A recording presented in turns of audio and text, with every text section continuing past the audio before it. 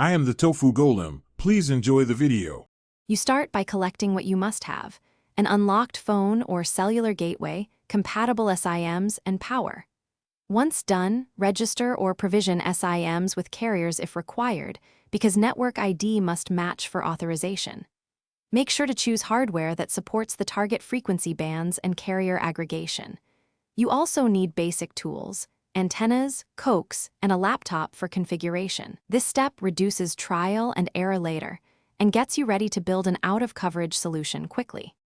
Now you configure the radio chain and backhaul.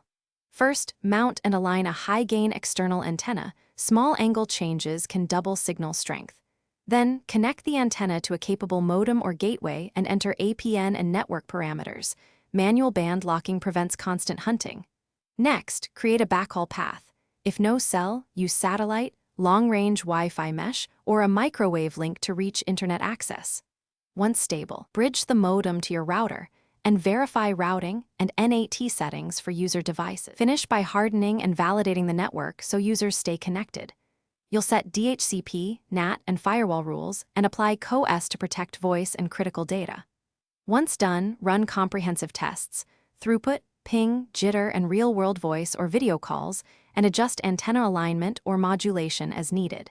Make sure to save configurations and note frequencies. If problems arise, first check antenna connections and power. Then verify the modem is band-locked correctly. This quick check fixes most failures. Thanks for watching. Consider subscribing if we helped you today.